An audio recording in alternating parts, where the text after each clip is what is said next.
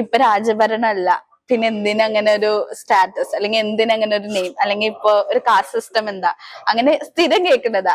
ഇപ്പൊ രാജഭരണം കൂടി മീൻസ് തമ്പുരാനും കൂടി ആണെങ്കിൽ അത് കുറച്ചുകൂടി ഇരട്ടിയാണല്ലോ. എന്താ പറയുക, വളരെ പലർക്കും പല അഭിപ്രായമാണ്. ഒരു കോൺട്രവേഴ്സി ഉണ്ടാക്കുന്ന ഇതാണ്. പരമ്പരാഗതമായിട്ട് എല്ലാവർക്കും ഉണ്ട് ഇത്തരം വാല്യുകൾ. അതിപ്പോ ഈ ഞങ്ങള് രാജകുടുംബക്കാർക്ക് മാത്രമല്ല, നായർ, പിള്ള, കുറുപ്പ്, പണിക്കര്, ഉണ്ണിത്താൻ, കർത്താക്കൾ, നമ്പൂതിരി, നമ്പിഷ്ടാതിരി, അല്ലെങ്കിൽ പിഷാരടി, വാര്യർ, അയ്യർ, അയ്യങ്കാർ, ഈ മേനോൻ, രാമവർമ്മ തമ്പുരാൻ എന്നല്ലേ പേര്. തമ്പുരാനെ തമ്പുരാട്ടിയാക്കും, രാമവർമ്മനെ രോമവർമ്മനാക്കും അല്ലെ. ഇതെല്ലാം ഞാൻ തുറന്ന് കളിയാക്കുന്നതാണ്. ആക്ച്വലി എന്റെ ആദ്യത്തെ സിനിമ ആർക്കും അറിയില്ല. ഞാൻ തന്നെ പറഞ്ഞാലുള്ളൂ, ഫോർ ദ പീപ്പിൾ. ശരി, അത് എല്ലാവർക്കും അറിയുന്ന മൂവിയാണ്. പകലിന്റെ സിന്ദൂരക്കുറിയിൽ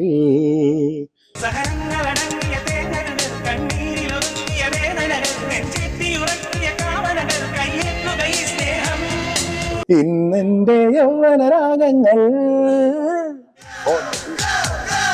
മതിലോ మమతే మరిగిందిలే కలగా బ్రతుకు కరిగిందిలే ఈ సోగమే నీలోకమై హరివరాసనం విశ్వమోహనం హరిదదీశ్వరం ആരാധ്യപാദുകം ഹരിവിമർദ്ദനം നിത്യനർത്തനം ഹരിഹരാത്മജം ദേവമാശ്രയേ ശരണമയ്യപ്പ സ്വാമി ശരണമയ്യപ്പ ശരണമയ്യപ്പ സ്വാമി ശരണമയ്യപ്പ. Hello everyone, welcome to Mapstick media. ഇന്ന് നമ്മുടെ ഒപ്പം ഉള്ളത് ഒരു വിശിഷ്ട വ്യക്തിയാണ്. നമ്മുടെ ആലി എന്ന മൂവിയുടെ മ്യൂസിക് ഡയറക്ടറായ രാമവർമ്മ തമ്പുരാനാണ്. Hi sir. നമസ്കാരം. വെൽക്കം. എന്തൊക്കെയുണ്ട് വിശേഷം? സുഖമായിട്ട് പോകുന്നു. ആലി തന്നെയാണ് ഇപ്പോഴത്തെ വിശേഷം. ആലിയുടെ പ്രൊമോഷന്റെ ഭാഗമായിട്ടൊക്കെയാണ് ഇന്നിപ്പോ നമ്മളിങ്ങനെ സംവദിക്കുന്നത്. ആലി സിനിമ ഇറങ്ങാൻ പോകുന്നു. 14-ാം തീയതിയാണ് റിലീസ് വെച്ചിരിക്കുന്നത്. അപ്പൊ അത് ഈ മാസം 14-ന്. അപ്പൊ അതിനോടനുബന്ധിച്ചിട്ട് ഒന്ന് ഇന്ററാക്ട് ചെയ്യാമെന്ന് കരുതുന്നു. അപ്പൊ ആലി എന്ന് പറയുമ്പോ തന്നെ നമുക്കൊരു എന്തൊരു ഫീല് വരുന്നുണ്ട്. പക്ഷെ നമുക്ക് എന്താന്നുള്ളത് അതങ്ങ് പെട്ടെന്ന് മനസ്സിലാക്കാൻ പറ്റുന്നില്ല. സാറിന്റെ ഒരു വ്യൂ പോയിന്റിൽ എന്താണ് ഈ മൂവി ആലി എന്ന് പറയുന്ന ഒരു മൂവി? ആലി എന്ന് പറഞ്ഞ ആ പദം തന്നെ അതൊരു തമിഴ് പദമാണ്. ആലി മഴയാണെന്നാണ്. മഴ അല്ലെങ്കിൽ മഴയുടെ മൂടുള്ള ഒരു എന്താ പറയാ ഒരു സ്വഭാവം, അല്ലെങ്കിൽ എന്താ പറയാ മഞ്ഞും അല്പ തണുപ്പും അങ്ങനെയൊക്കെയുള്ള ഒരു അന്തരീക്ഷം. അപ്പൊ ആലിപ്പഴം പൊഴിയാന്നൊക്കെ കേട്ടിട്ടില്ലേ? അപ്പം മേളിൽ നിന്ന് ആലിപ്പഴം പൊഴിയെന്ന് പറയുന്ന പോലെയാണ് ഈ ആലി എന്ന് പറയുന്ന മഴ തന്നെയാണ്. ഇതിന്റെ പ്രത്യേകത വെച്ചാൽ ഇത് തമിഴിലും മലയാളത്തിലും കൂടെയാണ് ഈ സിനിമ ഇറങ്ങുന്നത്. ഡബിംഗ് വേർഷൻ ആണോ അതോ അതിന്റെ ഡയലോഗ്സ് ഒക്കെ തന്നെ കുറെ തമിഴ് വരുന്നുണ്ട്, മലയാളം വരുന്നുണ്ട്. ഈ പാട്ടിൽ തന്നെ മിക്സ് ഉണ്ട്. ഇപ്പം ആലി എന്ന് പറയുന്ന ടൈറ്റിൽ സോങ് ഞാൻ ചെയ്തിരിക്കുന്ന അതിൽ തന്നെ തമിഴ് പദങ്ങളും കൂടെ അതിനകത്തേക്ക് വരുന്നുണ്ട്. അപ്പൊ ടൈറ്റിൽ സോങ്ങും പിന്നെ ടൈറ്റിൽ ഞാൻ ഉദ്ദേശിച്ചത് അതിലെ പ്രധാനപ്പെട്ട ഒരു സിറ്റുവേഷൻ വരുന്ന ഒരു റൊമാൻറ്റിക് നായകനും നായികയും തമ്മിലുള്ള ഏറ്റവും വളരെ നല്ലൊരു കോമ്പിനേഷൻ ആ സോങ് ആണ്. പക്ഷെ ആ ആലി എന്നുള്ള ടൈറ്റിൽ പേര് വരുന്നത് കൊണ്ട് ഇത് അങ്ങനെ കണക്ട് ചെയ്യപ്പെടുന്നുണ്ട്. ഐ മീൻ അതിന്റെ ടൈറ്റിലായിട്ട് തന്നെ നമുക്ക് ഈ സോങ്ങിനെ കരുതാം. ആലി എന്നാണ് ഒരു സോങ് തുടങ്ങുന്നത്. ഞാൻ 2 സോങ് ഇതിൽ കമ്പോസ് ചെയ്തിട്ടുണ്ട്. ഒന്ന് ഈ ആലി എന്ന് തുടങ്ങുന്ന പാട്ടും റൊമാൻറ്റിക് സോങ്, പിന്നെ മറ്റൊരു റൊമാൻറ്റിക് സോങ്. അങ്ങനെ 2 സോങ് ആണ് ഇതിൽ ചെയ്തിരിക്കുന്നത്, കമ്പോസ് ചെയ്തിരിക്കുന്നത്. പിന്നെ ഇതിന്റെ ബാക്ക്ഗ്രൗണ്ട് സ്കോറും ഇതിന്റെ പശ്ചാത്തല സംഗീതവും ചെയ്തു. മറ്റ് മ്യൂസിക് ഡയറക്ടേഴ്സ് ഇതിൽ ചെയ്തിട്ടുണ്ട്. അതെ, അതിനെക്കുറിച്ച് എനിക്ക് തോന്നുന്നത് സംവിധായക ഡോക്ടർ കൃഷ്ണ പ്രിയദർശൻ തന്നെ കൂടുതൽ അരക്കുന്നത് കൂടുതലുണ്ട് എന്നൊക്കെ പറയും എന്നാണ് ഞാൻ കരുതുന്നത്. എങ്കിലും ഞാൻ മാത്രമല്ല, മറ്റ് മ്യൂസിക് ഡയറക്ടേഴ്സും ഉണ്ട്. അപ്പൊ ഈ മൂവിയുടെ വേറൊരു പ്രത്യേകത സംവിധായകൻ എന്നുള്ളത് മറ്റൊരു സംവിധായിക വരാൻ. അതെ അതെ അതെ, നമ്മുടെ മൂവി ഇൻഡസ്ട്രിയില് ഉണ്ട്. ഇല്ലാന്നല്ല, പക്ഷെ എന്നാലും കുറവാണ്. അപ്പൊ ഈ ഒരു മൂവി അത് അങ്ങനെ റെവല്യൂഷൻ ആയി തോന്നുന്നുണ്ടോ? അങ്ങനെ റെവല്യൂഷൻ അങ്ങനെ തോന്നില്ല. ബിക്കോസ് ഇപ്പോഴ് സ്ത്രീകൾ തന്നെ എത്രയോ എല്ലാ മേഖലയിലും സ്ത്രീകളില്ലേ. അതെ, അപ്പം ഈ ആർട്ട് ആൻഡ് കൾച്ചർ എന്ന് പറയുന്ന മേഖലയിൽ സിനിമ എടുത്താലും സിനിമയിൽ എത്രയോ പേര് ഉണ്ട്. ഇവൻ ബിഹൈൻഡ് ദി ക്യാമറ, അല്ലെങ്കിൽ ഇവൻ ക്യാമറ ചെയ്യുന്നവരുണ്ട്, അതുപോലെ ഡയറക്ഷൻ ചെയ്യുന്നവരുണ്ട്, എത്രയോ പേരുണ്ട്. ഞാൻ പേര് പറയുന്നില്ല, നിങ്ങൾക്ക് തന്നെ അറിയാം. അപ്പം ഡോക്ടർ കൃഷ്ണ പ്രിയദർശനും അവരുടേതായ രീതിയിലുള്ള ഒരു ക്രിയേറ്റിവിറ്റി നമുക്ക് മുമ്പിൽ എത്തിക്കുകയാണ്. അപ്പൊ അവർക്ക് അവരുടേതായ ഒരു ടാലന്റ് ഉണ്ട്. ഓരോരുത്തരും അങ്ങനെയാണ്. പിന്നെ ഓരോരുത്തരുടെയും എന്താ അവരുടെ വ്യൂ പോയിന്റും അവരെങ്ങനെയാണ് ചെയ്യുന്നത്, അത് ഇറ്റ്സ് ഡിഫറെന്റ്. അതാവണമല്ലോ സിനിമ. ഓരോ സിനിമയും അല്ലെ, ആ സ്റ്റോറി അത് എടുക്കുന്ന രീതിയും ഒക്കെ. അപ്പം കൃഷ്ണയുടെ ഒരു സാന്നിധ്യം ഒരുപക്ഷെ എനിക്ക് തോന്നുന്നു പലരും ഉണ്ട്. ഇനിയും വരാൻ ഒരുപാട് സ്ത്രീകൾ തന്നെ ഉണ്ടാവുമായിരിക്കും, മനസ്സിലായില്ലേ? പക്ഷെ അതുകൊണ്ട് നല്ലതാണ്. കൂടുതലും തീർച്ചയായിട്ടും വരണം. സ്ത്രീകൾ എല്ലാ ഇടത്തിലും വരണം. സാധാരണ അഭിനയത്തിലൊക്കെ എല്ലാവരും ഉണ്ട്, പാടുന്നവരുണ്ട്. അതുപോലെ പിന്നെ ഡയറക്ഷൻ എന്ന് പറയുന്നത് കുറച്ച് കുറവാണ്, അല്ലേ? കുറച്ച് പിന്നെ സ്ത്രീകൾ വരുന്നത് അതെ കുറവാണ്. അപ്പൊ കൂടുതൽ വരട്ടെ എന്നുള്ളതാണ്. മ്യൂസിക് ഫീൽഡിലൊക്കെ തന്നെ പണ്ട് ഉഷാ ഖന്ന മ്യൂസിക് ഡയറക്ടർ, അല്ലെ, സംഗീത സംവിധായകർ തന്നെ ഇപ്പൊ എത്രയോ സ്ത്രീകൾ അല്ലെങ്കിൽ അവര് നന്നായിട്ട് ചെയ്യുന്നില്ല. എത്രയോ പേര് ചെയ്യുന്നുണ്ട്.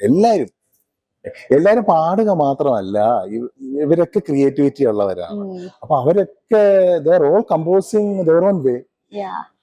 മ്യൂസിക് ഡയറക്ടേഴ്സുമാണ് ആൻഡ് ദേ ആർ സിംഗേഴ്സ്. അപ്പം ഇറ്റ്സ് ഓൾവേസ്. അപ്പൊ ഈ മൂവി സോണ്ടയിലേക്ക് എങ്ങനെ എത്തുന്നത്, ലൈക്ക് ഈ ഒരു ഓപ്പർച്യൂണിറ്റി? എനിക്ക് എത്തുന്നത് ഒരു ദിവസം എനിക്കൊരു കോൾ ഇങ്ങനെ വന്നു. ഞങ്ങളൊരു കൃഷ്ണയെ ഞാൻ കാണുന്നത് ട്രിവാൻഡ്രത്തുള്ള ഒരു പ്രോഗ്രാമിലാണ്. അവിടെ ഗീത ചേച്ചി എന്ന് പറഞ്ഞിട്ട് അവരങ്ങനെയാണ് എല്ലാവരും ഗീത ചേച്ചി എന്നാണ് വിളിക്കുന്നത്. അപ്പൊ ഗീത മാം നടത്തിയൊരു പ്രോഗ്രാം, ഒരു അവാർഡ് പ്രോഗ്രാം ട്രിവാൻഡ്രത്ത് വെച്ച് നടന്നു. അപ്പൊ അതിന്റെ ഒരു വിശിഷ്ടാതിഥിയായിരുന്നു ഞാൻ. എന്റെ അവാർഡ് കൊടുക്കുന്നതിനും ഒക്കെ ആയിട്ട് എന്നെ ഇൻവൈറ്റ് ചെയ്തിരുന്നു. കിളിമാനൂർ കൊട്ടാരത്തിനെ റെപ്രസെന്റ് ചെയ്ത് ഒരു ആർട്ടിസ്റ്റ് എന്നുള്ള നിലയ്ക്ക് എന്നെ ഇൻവൈറ്റ് ചെയ്തതാണ്. അപ്പൊ ഞാൻ അവിടെ വെച്ചിട്ടാണ് കൃഷ്ണയെ പരിചയപ്പെടുന്നത്. അപ്പൊ കൃഷ്ണയ്ക്ക് അവിടെ ഒരു അവാർഡ് ഉണ്ടായിരുന്നു, ഡയറക്ടർക്ക് അവിടെ അവാർഡ് ഉണ്ടായിരുന്നു. അപ്പൊ അവിടെ വെച്ച് ഞങ്ങള് പരിചയപ്പെട്ടു. അന്ന് ഞാൻ എന്റെ പ്രസംഗത്തിലിടയ്ക്ക് ഞാൻ ശ്ലോകം എന്തെങ്കിലും ആലപിക്കൂല. നമുക്ക് അങ്ങനെ വെറും ഒരു പ്രസംഗം മാത്രമല്ല, അല്പം മ്യൂസിക്കലി ഞാൻ എപ്പോഴും അതിനെ ഒന്ന് ബ്ലെൻഡ് ചെയ്യാറുണ്ട്, നമ്മുടെ സ്പീച്ചുകൾ. അപ്പൊ അത് കേട്ടപ്പോൾ സ്വാഭാവികമായിട്ട് എൻ്റെ അടുത്ത് വന്നു, ഇങ്ങനെ പാട്ടൊക്കെ. ഞാൻ പറഞ്ഞ പാട്ട് അത്യാവശ്യം മ്യൂസിക്കൊക്കെ ചെയ്യുന്ന ആളാണ് എന്ന് പറഞ്ഞു. അങ്ങനെയാണ് കൃഷ്ണ പരിചയപ്പെട്ട്. ഓർത്ത് എൻ്റെ നമ്പർ വാങ്ങി വെച്ചിരുന്നു. പിന്നീട് കൃഷ്ണ കുറെ നാൾ കഴിഞ്ഞപ്പോൾ എനിക്കൊരു ദിവസം എന്നെ വിളിച്ചു. ഇങ്ങനെ ഒരു പടമുണ്ട്, ചെയ്തുകൂടെയും ചോദിച്ചു. ഞാൻ പറഞ്ഞു തീർച്ചയായിട്ടും സന്തോഷമുള്ള കാര്യമാണ്, ചെയ്യാന്ന് പറഞ്ഞു. അങ്ങനെ പിന്നെ കൃഷ്ണ തിരുവനന്തപുരത്ത് വന്നു. പിന്നെ കൊട്ടാരത്തിൽ വന്നു, കിളിമാനൂര് കൊട്ടാരത്തിൽ എത്തുകയും തറവാട്ടിൽ അവിടെ ഇരുന്ന് തന്നെ നമ്മള് പാട്ടിന്റെ കാര്യങ്ങളൊക്കെ സംസാരിക്കുകയും പിന്നെ അത് അങ്ങനെ പോയി ഇങ്ങനെ ഇവിടെ എത്തി. ഇപ്പൊ സാറ് കിളിമാനൂർ കൊട്ടാരത്തിനെ പറ്റി പറഞ്ഞു. നേരത്തെ സാറിനോട് സംസാരിച്ചപ്പോ സാറ് മെൻഷൻ ചെയ്തു നമ്മുടെ ഫേമസ് പെയിന്റർ രാജ രവിവർമ്മയുടെ ഒരു പിന്തലമുറക്കാരനാണ്. അപ്പൊ like apart from music director അങ്ങനെ ഒരു ബാക്ക്ഗ്രൗണ്ട് കൊണ്ട് സാറിന്, അപ്പൊ അതിനെ പറ്റി എന്താ പറയാനുള്ളത്?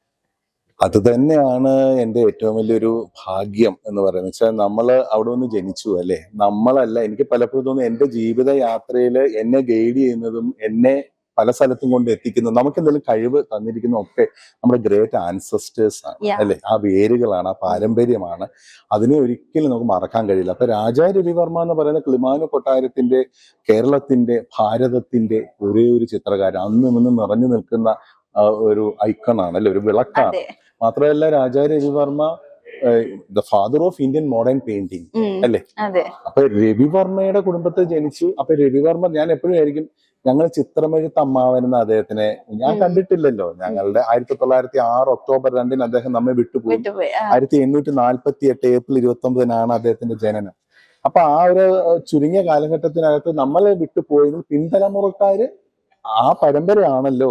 അപ്പൊ എനിക്ക് എപ്പോഴും തോന്നുന്നത്, എന്റെ ആർട്ടിസ്റ്റിക്കൽ യാത്രയിൽ എപ്പോഴും തോന്നുന്നത് അദ്ദേഹമാണ് നമ്മളെ നയിക്കുന്നത്. അദ്ദേഹം ഇവിടെ ഉണ്ട് ഹൃദയത്തില്. രാജാ രവിവർമ്മയെ അത്രയും ഞാൻ ഒരു ഗുരുവായിട്ട്, നമ്മുടെ കാരണവരാണെങ്കിലും അദ്ദേഹത്തിന് ഇവിടെ പ്രതിഷ്ഠിച്ചിട്ടുണ്ട്. അപ്പൊ എന്റെ യാത്രകളിൽ എപ്പോഴും രാജരവിവർമ്മ, പിന്നെ അനുജൻ രാജരാജവർമ്മ, അങ്ങനെ മംഗളാഭായ് തമ്പുരാട്ടി, ഇങ്ങനെ ഒരുപാട് പേര് ഞങ്ങളുടെ കുടുംബത്തിലെ എല്ലാ പൂർവ്വ പിതൃക്കളായ എല്ലാവരും ഞാൻ സ്മരിക്കും. പക്ഷെ അതില് വലിയൊരു വ്യക്തിത്വമാണ് രാജാരവിവർമ്മ. അപ്പൊ അദ്ദേഹം നിഴല് പോലെ ഉണ്ട്, അല്ലെങ്കിൽ നിഴലല്ല, ഉള്ളിലുണ്ട്. അദ്ദേഹം തന്നെയാണ് കൊണ്ടുപോകുന്നത്. സംഗീതമാണേലും ആശയങ്ങൾ നമുക്ക്, ഞാൻ എപ്പോഴും വിചാരിക്കാറുണ്ട്, ഈ ക്രിയേറ്റിവിറ്റി എന്ന് പറയുന്നത് അതിനൊരു ലിമിറ്റ് ഉണ്ട്. നമുക്ക് ചിലത് തരുന്നതാണ്. നമ്മൾ ഇനി എത്ര ഹാർമോണിയം വെച്ചോ കീബോർഡ് ഒക്കെ വെച്ച് സ്റ്റുഡിയോയിലേക്ക് ഇരുന്നൊക്കെ തലപ്പുകുഞ്ഞ് ഈണം ഇപ്പൊ അങ്ങോട്ട് ഉണ്ടാക്കാന്ന് വിചാരിച്ചിരുന്ന അങ്ങനെയൊന്നും ഈണം ചിലപ്പം വരില്ല. ചില സിറ്റുവേഷൻ അനുസരിച്ച് നമുക്ക് ഉണ്ടാക്കാൻ പറ്റും. പക്ഷെ എനിക്ക് തോന്നും പലപ്പോഴും നമുക്ക് തരുന്നതാണ്, കിട്ടുന്നതാണ്. അത് നമ്മുടെ ഗുരുക്കന്മാരുടെയും പൂർവ്വപുത്രക്കളുടെയും ഒക്കെ അനുഗ്രഹവും അല്ലേ. അതുകൊണ്ടൊക്കെ ചിലപ്പോൾ നമുക്ക് ചില സിറ്റുവേഷൻസിൽ ഒത്ത ഈണങ്ങൾ കിട്ടും. അത് കിട്ടിയിട്ട് കാര്യമുണ്ടോ? അത് ഡയറക്ടർക്കും പ്രൊഡ്യൂസർക്കും അവരുടെ ടീമിന് അത് ഇഷ്ടമാവണം. നമുക്ക് വേണ്ടി ഉണ്ടാക്കുന്ന ആൽബങ്ങൾ വേറെ, അത് നമ്മുടെ ആത്മസംതൃപ്തി മതി. മറ്റുള്ള ഒരു പ്രോജക്റ്റിന് വേണ്ടി ചെയ്യുമ്പോൾ ആ പ്രോജക്റ്റിലുള്ളവർക്ക് ഇഷ്ടപ്പെടണം. അപ്പൊ എവിടെ പോകുമ്പോൾ എനിക്ക് തോന്നുന്നത് എന്റെ ആ പൂർവ്വപുത്രക്കൾ രാജാരവിവർമ്മയുടെ ഒരു അദൃശ്യ സ്പർശം നമ്മളറിയില്ല, അറിയാതെ നമ്മളെ ഒന്ന് തൊടുന്നുണ്ട് എന്ന് ഞാൻ വിചാരിക്കുന്നു. ഇപ്പൊ പൊതുവെ പറയാറുണ്ടല്ലോ, നമ്മളിപ്പം ലൈക്ക് ഒരു ഫേമസ് അല്ലെങ്കിൽ ഒരു വെൽ നോൺ ഉള്ള പേഴ്സന്റെ ഫാമിലി എപ്പോഴും ആ ലെഗസി കീപ്പ് ചെയ്യണമെന്ന്. അപ്പോ നിങ്ങൾ എന്തൊക്കെയാ ചെയ്യാറുണ്ട് ആ ഒരു ലെഗസി അങ്ങനെ മെയിൻറ്റെയിൻ ചെയ്തു പോകാൻ വേണ്ടിട്ട്? അത് തന്നെ പറയാം. എന്റെ ഏറ്റവും വലിയൊരു കർമ്മം എന്ന് പറയുന്നത് തന്നെ, അല്ലെങ്കിൽ ധർമ്മം എന്ന് ഞാൻ വിശ്വസിക്കുന്നത്, നമ്മൾ ആ കുടുംബത്തിൽ ജനിച്ചു, നമ്മൾ ആ കുടുംബത്തിന് ലെഗസി കീപ്പ് ചെയ്യണം. ആ വേരുകൾ അറ്റുപോവാതെ, വേരുകൾ മുറിച്ചു പോവാതെ ആ പാരമ്പര്യത്തിനെ സൂക്ഷിക്കണം. അതിനു വേണ്ടിയിട്ടുള്ള പ്രവർത്തനങ്ങൾ ഒരുപാട് ഞാൻ ചെയ്യുന്നുണ്ട്. ഞാൻ മാത്രമല്ല, ഞങ്ങളുടെ കൊട്ടാരത്തിൽ ഞങ്ങൾക്കൊരു ട്രസ്റ്റ് ഉണ്ട്, കിളിമാനൂർ പാലസ് ട്രസ്റ്റ്. ഞങ്ങളുടെ ഒരു കൂട്ടായ്മയാണ്. ഞങ്ങളുടെ ചേട്ടാനിയന്മാരെ അല്ലെങ്കിൽ അമ്മാവന്മാര്, ഞങ്ങൾ മുതിർന്ന ആൾക്കാരൊക്കെ ഞങ്ങളുടെ ടീമുണ്ട്. അപ്പൊ അതിൽ ആ ട്രസ്റ്റിന് ജനറൽ സെക്രട്ടറി സ്ഥാനത്ത് എന്നെ പിടിച്ചിരുത്തിയിട്ടുണ്ട്. കുറെ വർഷങ്ങളായിട്ട് ജനറൽ സെക്രട്ടറി സ്ഥാനത്ത് ഇരുന്നുകൊണ്ട് രാജാരവിവർമ്മയ്ക്ക് വേണ്ടിയിട്ടും കിളിമാനൂർ കൊട്ടാരത്തിന് വേണ്ടിയിട്ടും ആർട്ട് ആൻഡ് കൾച്ചറിന് വേണ്ടിയിട്ടും ഒക്കെ നമുക്ക് എന്തൊക്കെ കാര്യങ്ങൾ ചെയ്യാം. അപ്പൊ ഇതിനൊക്കെ നേതൃത്വം കൊടുക്കാനായിട്ട് പറ്റാറുണ്ട്. അത് വലിയൊരു അനുഗ്രഹമാണ്. അതോടൊപ്പം നമുക്ക് ഈശ്വരൻ തന്നിട്ടുള്ള, ഉള്ളിൽ തന്നിട്ടുള്ള സംഗീതബോധം, അതും ഇതിന്റെ കൂടെ അങ്ങ് നടക്കും. ഒരു ചിത്രരചന, അത് എന്താ പറയാ, കുറച്ച് അല്പം ചിത്രം നമ്മള് വരയ്ക്കുമെങ്കിലും എനിക്ക് തന്നത് സംഗീതമാണ്. അപ്പൊ അങ്ങനെ സംഗീതം അതിൽ കൂടുതൽ, അതാണ് കൂടുതൽ പാഷൻ എന്ന് പറയുന്നത്. ഞങ്ങളുടെ കൊട്ടാരത്തില് കിളിമാനൂർ പാലസില് എല്ലാവരും ഇപ്പൊ ജനിക്കുന്നവര് പോലും ഒന്നുകിൽ സംഗീതം ഉണ്ടാവും, ഒന്നുകിൽ സാഹിത്യം ഉണ്ടാവും, അല്ലെങ്കിൽ എന്താ പറയാ ഡാൻസ്,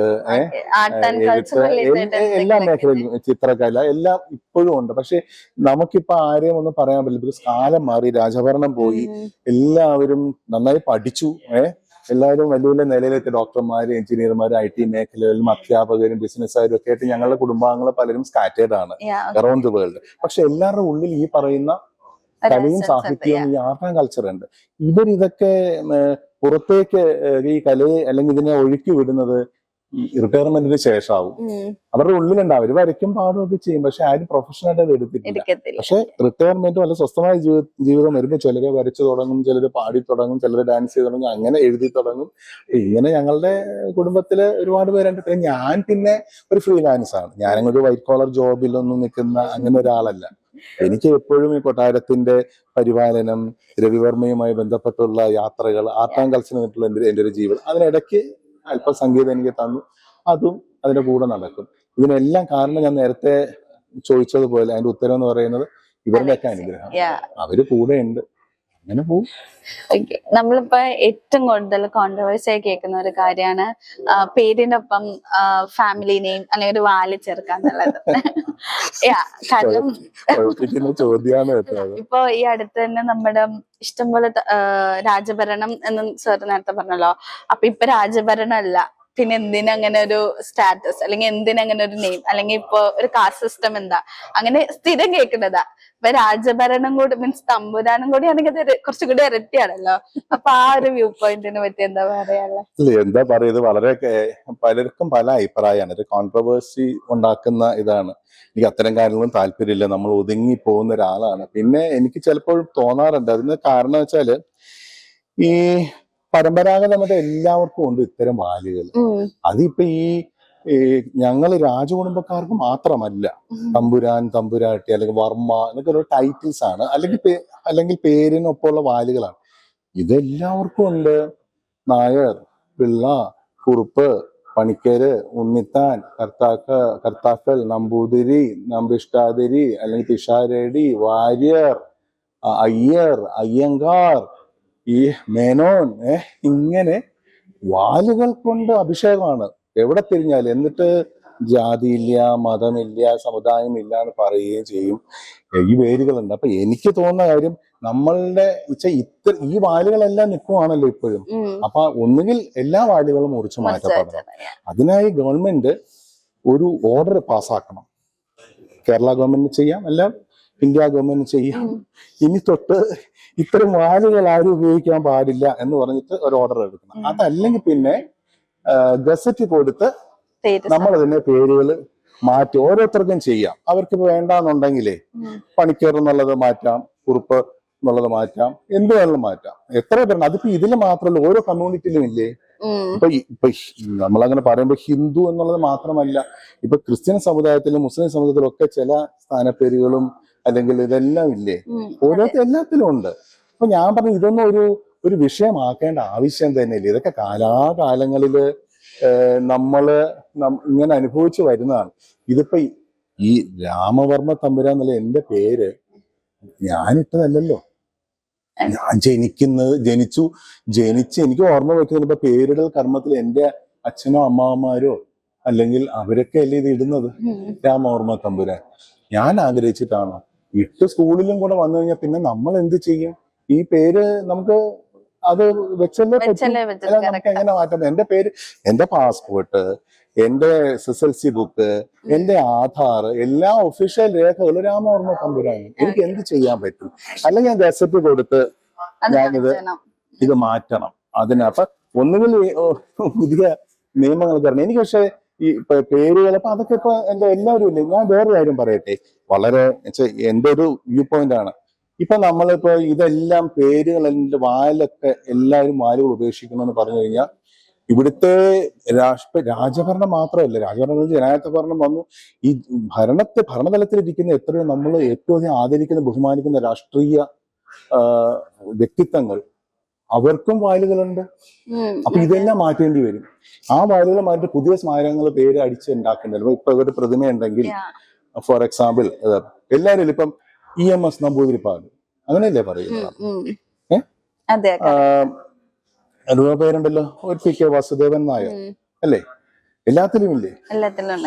അച്യുതമേനോൻ അല്ലേ? ഏത് പാർട്ടി എടുത്താലും, ഞാനിപ്പോ ഒരു പാർട്ടി എന്റെ പേര് എനിക്ക് ഓർമ്മ വരുന്നില്ല. ഇനിയിപ്പോ ഇതേ പറഞ്ഞുള്ളൂ നിങ്ങൾ പ്രശ്നമാക്കരുത്. അയാൾ അത് മാത്രമേ പറഞ്ഞുള്ളല്ലോ. എല്ലാത്തിലും എനിക്ക് പേര് ഓർമ്മ വരുന്നില്ല. പല ബഹുമാന്യരായ എത്രയോ രാഷ്ട്രീയ പ്രമുഖർ, അവരെല്ലാരും നമ്മൾ ബഹുമാനിക്കുന്നവരാണ്, ആരാധിക്കുന്നവരാണ്. എനിക്കും എന്റേതായ രാഷ്ട്രീയമുണ്ട്.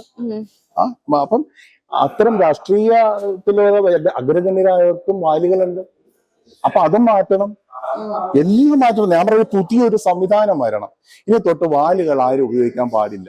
അപ്പൊ ഞാൻ രാമവർമ്മ തമ്പുരാൻ രാമനായിക്കോളാം, സന്തോഷം, കുഴപ്പമില്ല. രാമൻ എവിടെയെങ്കിലും അവന് കൊട്ടാത്തില്ല, രാമനെ അറിയില്ല, പാട്ടൊക്കെ പാടും, രാമൻ, എന്താ കുഴപ്പം? ഒന്നുമില്ല. രാമവർമ്മയും വേണ്ട, തമ്പുരാനും വേണ്ട. പാവം നമ്മുടെ എത്രയോ പേരുണ്ട്. ഇപ്പൊ കൈതപ്പുറം ദാമോദരൻ നമ്പൂതിരി. അപ്പം നമുക്കിപ്പോ അദ്ദേഹം കൈതപ്പുറം, കുറെ വയലാർ രാമവർമ്മ, കുറെ കഴിയുമ്പോ വയലാർന്ന് അറിഞ്ഞു. ഞാൻ പറയും സ്വാതി തിരുനാൾ രാമവർമ്മ. ഇനിയിപ്പോ നമ്മുടെ ഈ എന്താ പറയാ, കുടുംബത്തിലെ ആൾക്കാരെ പറയുമ്പോ അങ്ങനെ ബന്ധുക്കളെ വെച്ച് പറയുമ്പോൾ അങ്ങനെ വായിലുകൾ ഒരുപാട് കിടപ്പുണ്ട്. കൊടുങ്ങല്ലൂർ കുഞ്ഞിക്കുട്ടൻ തമ്പുരാൻ, AR രാജരാജവർമ്മ, അപ്പൊ രാജാ രവിവർമ്മ. അപ്പൊ ഇതെല്ലാം മാറ്റണ്ടേ? എല്ലാം മാറ്റം. ഞാൻ പറഞ്ഞ ഈ പണ്ടേ ഉള്ള, ഇനി ചരിത്രം എഴുതുമ്പോൾ അല്ലെങ്കിൽ പുതിയ പുസ്തകങ്ങൾ എഴുതുമ്പോൾ പണ്ടത്തെ ആൾക്കാര് വാലുകളൊന്നും വേണ്ട. രാജാരവർമ്മ ഇപ്പൊ എങ്ങനെയാവും? വെറും രവിയായിരുന്നു. അങ്ങനെ മാറ്റണമെന്നുണ്ടെങ്കിൽ മാറ്റാൻ കേട്ടോ. എനിക്ക് അത്രയേ ഉള്ളൂ, അല്ലാതെ എനിക്ക് ഇതിൻ്റെ അകത്തൊന്നും ഒരു അഭിപ്രായമില്ല. ഞാൻ പറയുന്നത്, എന്തിനാണ് നമ്മൾ ഇങ്ങനെ ഈ വാലുകളും അതുമൊക്കെ വെച്ചത്? എത്രയോ കാര്യങ്ങൾ നമുക്ക് എത്രയോ ചെയ്യാനുണ്ട്. അപ്പൊ ആൾക്കാർ ഇങ്ങനെ പറയുമ്പോൾ സത്യം പറഞ്ഞ ഈ ജാതിയും മതവും അതും ഇതൊക്കെ വെച്ചിട്ട് നമ്മുടെ പേരങ്ങനെ ആയി പോയത് കൊണ്ട് നമുക്ക് എന്താ പറയാ, പലപ്പോഴും ഇങ്ങനെയുള്ള അതിനെന്താ പറയാ, പലരിൽ നിന്നും പലതും കേൾക്കേണ്ടി വരാൻ വിഷമം തോന്നുന്നു. എന്തിനാണ് ഇത്? ഞാൻ സ്കൂളിൽ പഠിക്കുന്ന കാലത്തെ വെറുതെ പറയുന്നതല്ല, കുഞ്ഞുകാലത്ത് കുട്ടിക്കാലത്ത് 2ാം ക്ലാസ്സോ 3ഓ 4ഓ ഏതോ ഓർമ്മയില്ല. പക്ഷെ ആ സംഭവം എനിക്ക് ഓർമ്മയുണ്ട്. അത് ഏത് ക്ലാസ്സാണെന്ന് ഓർക്കുന്നില്ല. ഞാൻ അച്ഛൻ്റെ അടുത്ത് വന്ന് പറഞ്ഞു, ഞാൻ നാളത്തെ സ്കൂളിൽ പോയില്ല. എന്താ കാര്യം? ഞാൻ പറഞ്ഞു, ഞാൻ സ്കൂളിൽ പോയ എന്നെ അവര് കളിയാക്കും, എന്റെ കൂട്ടുകാര് എല്ലാവരും കളിയാക്കും. രാമവർമ്മ തമ്പുരാന്നല്ലേ പേര്, തമ്പുരാനെ തമ്പുരാട്ടിയാക്കും, രാമവർമ്മനെ രോമവർമ്മനാക്കും അല്ലെ. ഇതെല്ലാം ഞാൻ തുറന്ന് കളിയാക്കുന്നതാണ്. കുട്ടികൾ നമുക്കിത് വിഷമമല്ലോ, കൊച്ചു കുട്ടിയില്ല. അപ്പൊ ഞാൻ അച്ഛൻ്റെ അടുത്ത് പറഞ്ഞു, അച്ഛൻ ഞാൻ പോകുന്നില്ല, ഒന്നുകൂടെ എന്റെ പേര് മാറ്റി തന്നേ പറ്റും. അപ്പൊ അച്ഛനാന്ന് പറഞ്ഞ കാര്യമുണ്ട്, ഈ പേര് മാറ്റി ഇനി വലിയ പാടാണ്, ഗസറ്റിലൊക്കെ കൊടുത്ത് മാറ്റണം, ഇനിയിപ്പോ അത് കിടക്കട്ടെ, ഇനി ഇത് കൊണ്ട് പോവുക, ഇനി കുറെ നാള് ഇനി പ്രായമായിട്ട് ഇനി അതൊക്കെ വലിയൊരു പ്രശ്നമായിട്ട് തോന്നുന്നുണ്ടെങ്കിൽ അപ്പൊ എന്തെങ്കിലും ചെയ്യുക. ഇതുവരെ ഗസറ്റിൽ കൊടുത്ത് മാറ്റാൻ കഴിഞ്ഞിട്ടില്ല. പക്ഷെ ഞാൻ പിന്നീട് സ്കൂളില് പിന്നെയും പോയി തുടങ്ങി. സ്കൂളിൽ പോകണമല്ലോ, പിന്നെ അതങ്ങ് ഇല്ലാണ്ട് എല്ലാവർക്കും. പിന്നെ ഈ കളിയാക്കിയ കൂട്ടുകാരൊക്കെ തന്നെ അല്ലെങ്കിൽ എല്ലാവരും അവരൊക്കെ വളരെ സ്നേഹത്തോടും ബഹുമാനത്തോടും എന്താ പറയാ, അങ്ങനെയാണ് നമ്മളെല്ലാരും. പിന്നീട് നമ്മളെല്ലാരും കൂട്ടാകുമ്പോ പിന്നെ ഇതൊക്കെ തമാശയാണെന്ന്. രാമവർമ്മ, രമാവർമ്മ, കുട്ടികൾ അങ്ങോട്ടും ഇങ്ങോട്ടും. അപ്പൊ ഞാനും അങ്ങോട്ട് അവരുടെ ചില പേരുകൾ എടുത്തിട്ട് ഇയാളുടെ പേര് അത് കളിയാക്കും. അപ്പൊ നമ്മൾ കളിയാക്കൽ തുടങ്ങി. പിന്നെ അവരുമായിട്ട് കോമ്പീറ്റ് ചെയ്ത് പിന്നെ അതൊരു രസമായി.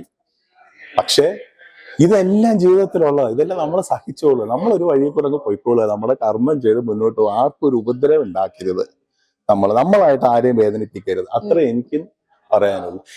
ഇത്തരം വാലുകളെ കുറിച്ച്, ഇത്തരം ജാതി മത ചിന്തകളെ കുറിച്ച് പറയുന്നവരോട് പറയാനിട്ടുള്ളൂ, എന്തിനാണ് ആർട്ട് ആൻഡ് കൾച്ചറിന് എന്ത് ജാതി, എന്ത് മതം, മനുഷ്യ സമൂഹത്തിന് എന്ത് മതം?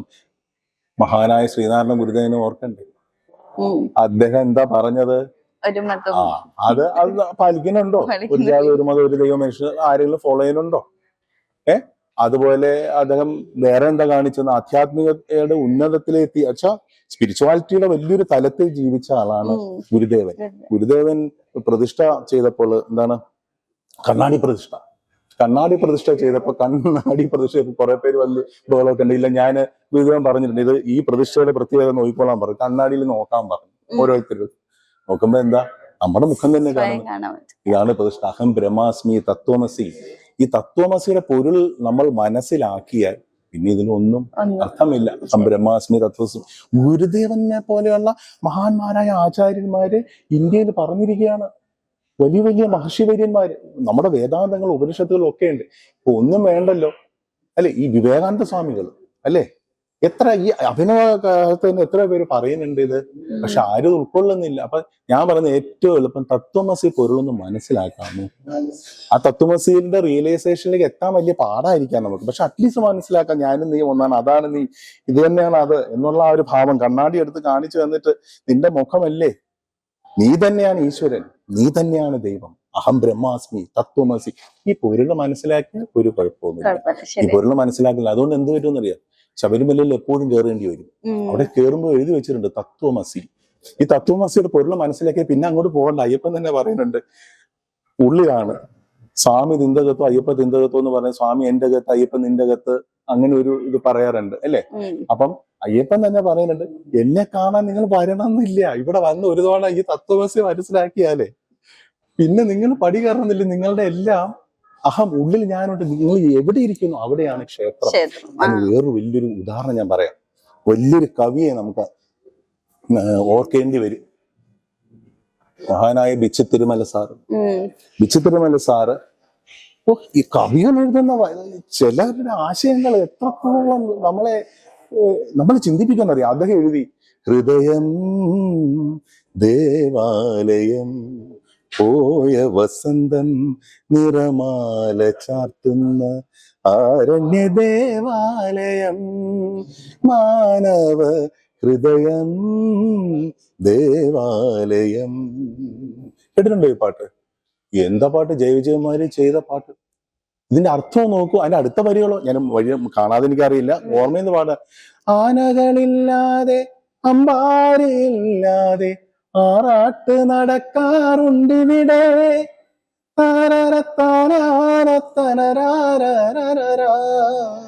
എല്ലാം അവിടെ നടക്കുന്നുണ്ട്.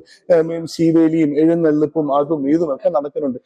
ഇത് തന്നെയാണ്, ഈ ശരീരം തന്നെയാണ് ഈശ്വരൻ, ശരീരം തന്നെയാണ് എല്ലാം, നമ്മൾ തന്നെയാണ് ഈശ്വരൻ. ഇതൊന്നും മനസ്സിലാക്കിയാൽ ഈ പറയുന്ന ഈ വാലുകൾ തമ്പുരാൻ നമ്പൂരി അല്ലെങ്കിൽ നായർ പിള്ള പിന്നെ ഇതൊക്കെ തീരും, സ്വയമേ തീരും. അതിനപ്പുറം ഒരു ഉത്തരവും എനിക്ക് ഇതിൻ്റെ അകത്തില്ല. അതുകൊണ്ട് എല്ലാവരും ദയവ് ചെയ്ത് തത്വമസിയുടെ പൊരുളെങ്കിലും മനസ്സിലാക്കി ഈ കലികാലത്ത് ജീവിക്കാൻ ശ്രമിക്കുക എന്ന് മാത്രമേ എനിക്ക് പറയാനുള്ളൂ. ഇനി ഇങ്ങനെ പറഞ്ഞാൽ എന്റെ നേരെ ഇനി ആരും ഒന്നും വരരുത്, ദയവ് ചെയ്ത് ആരും ഒന്നും വരരുത്. ഞാൻ എന്റെ ഒരു അഭിപ്രായം പറഞ്ഞു. എനിക്ക് എല്ലാവരോടും സ്നേഹവും ആദരവും ബഹുമാനവും മാത്രമേ ഉള്ളൂ. ഓക്കെ. സോ ഇപ്പോ സാറ് ഈ ഒരു മൂവിക്ക് അല്ലാണ്ട് ഇതിനു മുന്നേ കുറെ വർക്ക്സ് ചെയ്തിട്ടുണ്ട്. ഫോർ ദി പീപ്പിളിലൊക്കെ പാട്ട് പാടിയിട്ടുണ്ട്. അങ്ങനെ കുറച്ച് സീരിയൽസിന് വേണ്ടിയിട്ടും വർക്ക്സ് ചെയ്തിട്ടുണ്ട്. അപ്പൊ അതിലുള്ള ഒരു എക്സ്പീരിയൻസും ആടിയിലോട്ട് വന്ന ഒരു എക്സ്പീരിയൻസ് എങ്ങനെയുണ്ടായിരുന്നു? സിനിമ ഞാൻ ഒരുപാട് ചെയ്തിട്ടുണ്ട് ഇതിനു മുമ്പ്, പല സിനിമകളും. പക്ഷെ കുറച്ചൊരു ഓഫ് ബീറ്റ് ആയിരുന്നു. ഐ മീൻ ഒരു കൊമേഴ്സ്യൽ മേഖലയില് അങ്ങനെ വലിയൊരു സ്റ്റാർ കാസ്റ്റിംഗ് ഒക്കെ ഉള്ള അങ്ങനത്തെ പടങ്ങളല്ല എനിക്ക് കിട്ടിയത്. അതുകൊണ്ടാണ്. അപ്പം പലതും നമ്മളെ തേടി വരുന്നതിൽ നമ്മൾ നല്ലത് നോക്കി സെലക്ട് ചെയ്യുക. അങ്ങനെ ഞാൻ കുറെ സിനിമകൾ ചെയ്തിട്ടുണ്ട്. ഏറ്റവും ആദ്യം ചെയ്ത നീഹാരിക എന്ന് പറയുന്ന സിനിമ സജി വൈക്കത്തിന്റെ, അതിൽ മനോഹരമായ 2 പാട്ടുകളുണ്ട്. അത് നമ്മുടെ 2-3 പേരല്ലേ പാടിയിട്ടുണ്ട്. ശ്രീകാന്ത് ഹരിഹരൻ, നമ്മുടെ അരുന്ധതി ടീച്ചറിന്റെ ഗായിക രചന മകൻ പാടിയിട്ടുണ്ട്.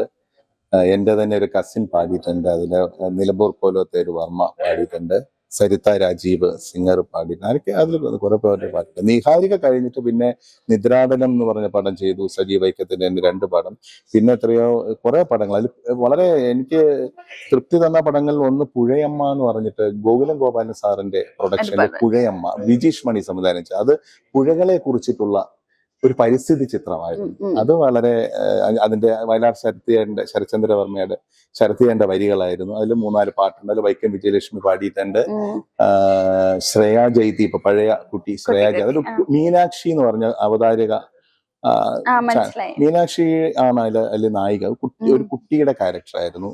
പിന്നെ തമ്പി ആന്റണി, മറ്റേ ബാബു ആന്റണിയുടെ ചേട്ടനും, അങ്ങനെ വലിയൊരു ടീമുണ്ട്. അപ്പൊ വിജീഷ് മേനയുടെ സംവിധാനത്തിൽ ചെയ്ത അതിനകത്ത് കുറച്ച് പാട്ടുകൾ അതിന്റെ ബാക്ക്ഗ്രൗണ്ട് സ്കോറും ചെയ്തിട്ടുണ്ട്. അപ്പൊ അതൊരു നല്ലൊരു അനുഭവമായിരുന്നു.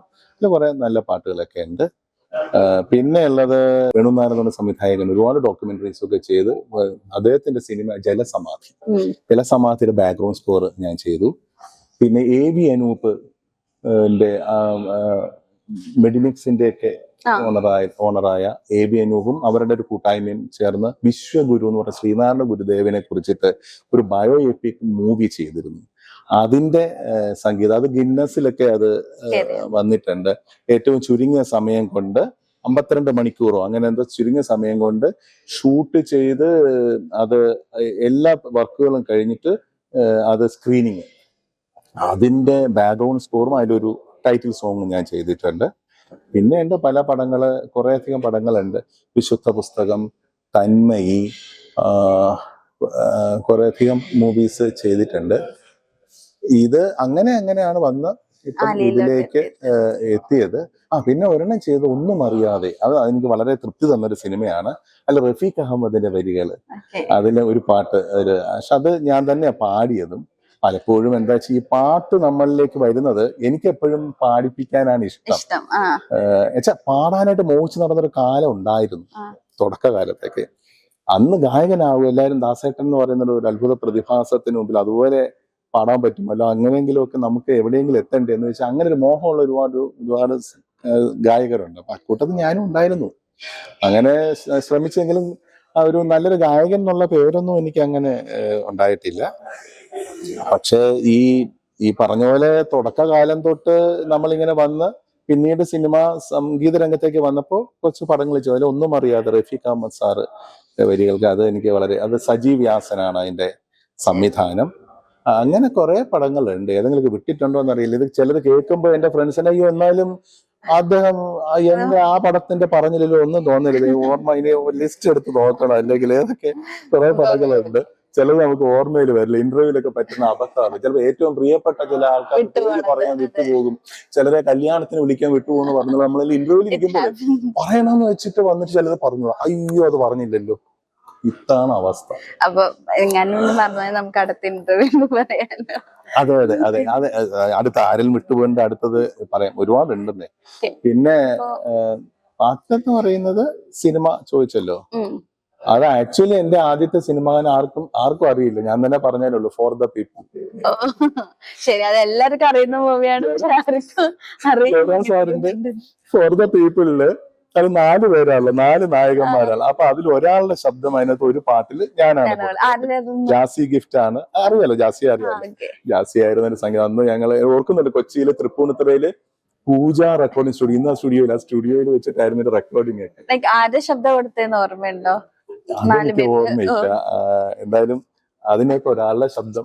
എനിക്കതിന് ജയരാജ് സാറ് 100 ദിവസം തികഞ്ഞപ്പോ എല്ലാവർക്കും മെമ്മന്റോ വന്നപ്പോ അതിനകത്തുണ്ട് ഒരു തന്നു. അതില് രാമവർമ്മ പ്ലേബാക്ക് സിംഗർ എന്ന് പറഞ്ഞിട്ട് അത് ഞാൻ സൂക്ഷിച്ച് വെച്ചിട്ടുണ്ട്. എന്റെ ആദ്യത്തെ ഒരു മെമ്മന്റോ ആയിരുന്നു അത് ജാസിയുടെ സംഗീതം. അതിനകത്ത് ആ പാട്ട് ഇങ്ങനെ വരും: പകലിന്റെ സിന്ദൂരക്കുറിയിൽ പുലർക്കാല പുണ്യം പോലെ ഇന്നെന്റെ യൗവനരാഗങ്ങൾ, ഫോർ ദ പീപ്പിൾ എന്നൊക്കെ പറഞ്ഞിട്ടുള്ള ഒരു സംഭവമാണ്.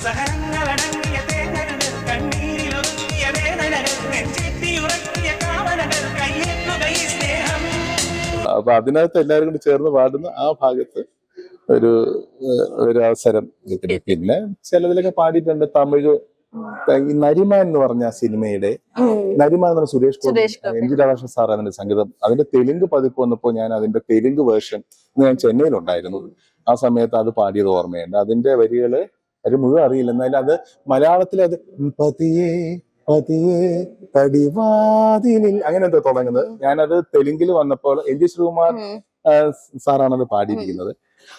ഞാൻ അത് പാടിയപ്പോ അത് തെലുങ്ക് വരികള് മതിലോ മമതേ മരുകിന്തിലേ കളഗ ബ്രതുക്കോ കരികിന്തിലേ, മതിലോ മമതേ മരുകിന്തിലേ ഈ സോകമേ നീലോകമൈ. അങ്ങനെ എന്തോ ആണത്. പക്ഷെ അതൊക്കെ ഒരു അനുഭവമായിരുന്നു. അങ്ങനെ ഒരുപാട് പാട്ടുകൾ കുറെ പാടിയിട്ടുണ്ടല്ലോ, ഓർമ്മയില്ല പലതും, നോക്കണം. നമുക്കിപ്പോ ആലി എന്ന് പറഞ്ഞ മൂവീസ് നേരത്തെ പറഞ്ഞ മഴയാണെന്ന് പറഞ്ഞല്ലോ.